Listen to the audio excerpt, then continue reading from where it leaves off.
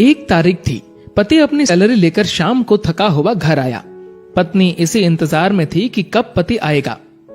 पत्नी ने उसके आते ही उसे गर्मा गर्म चाय पिलाई और पूछा कि सैलरी आ गई होगी आपकी आज तो। पति मुस्कुराहट के साथ बोला कि हाँ, और इस महीने ओवर टाइम का 12,000 रुपए बोनस भी मिला है।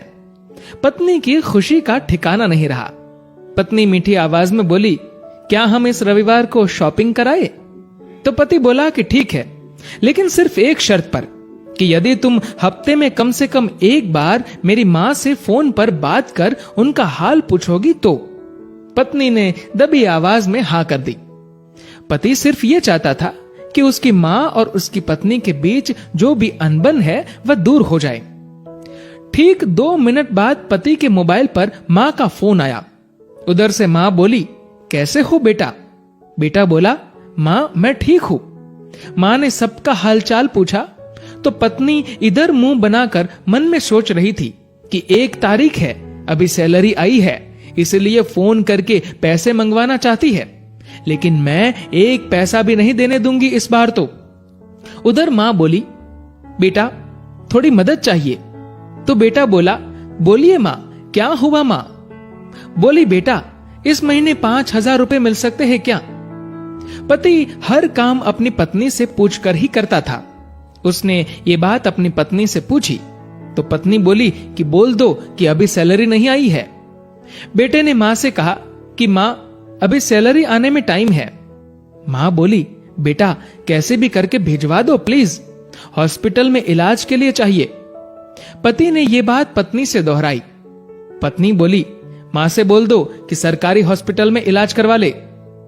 पति ने मां को यही सलाह दी तो मां बोली, बेटा उधर इलाज सही से नहीं होता और वह ध्यान भी नहीं रखते।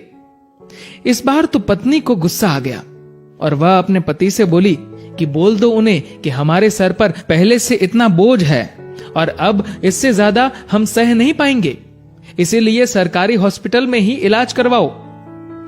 पत्नी के शब्द बिगड़ गए ये बोलते हुए कि वैसे भी 4-5 दिन की मेहमान है।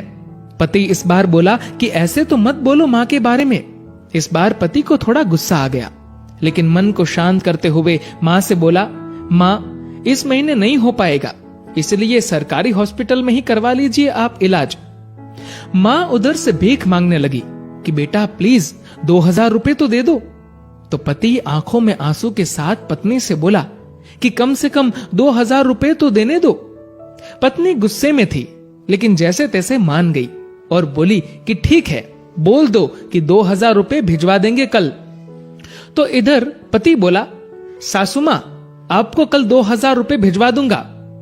पति के मुंह से इस बार मां की जगह सासू मां सुनते ही पत्नी को चक्कर आने लग गई, जुबान लड़खड़ाने लगी, पसीना छूट गया और पति से पूछा कि क्या ये मेरी मां का फोन आया है? पति बोला, हाँ तुम्हारी मां का ही फोन है।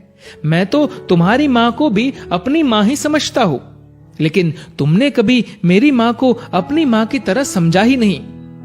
पत्नी इस बार जोर से रो पड़ी और फोन में माफी मांगने लगी कि मुझे माफ कर दो मां, मुझसे बहुत बड़ी गलती हुई है।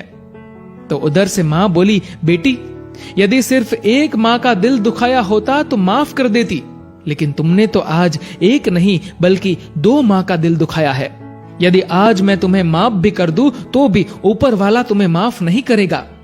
दोस्तों, ऐसा माना जाता है कि अगर ऊपर वाला भी मां का कर्ज चुकाने आ जाए तो वो भी कंगाल हो जाए। एक मां खुद मौत के मुंह में जाकर जिंदगी को जन्म देती है। उस मां का सम्मान करे। मां तो मां होती है, उसको मरने से पहले जीते जी ना मारे। दोस्तों, इस कहानी को लेकर आपकी क्या राय है नीचे कमेंट करके जरूर बताएगा। और दोस्तों, अगर आपको ये वीडियो अच्छा लगा हो तो इस वीडियो को लाइक करिएगा और ज्यादा से ज्यादा लोगों तक शेयर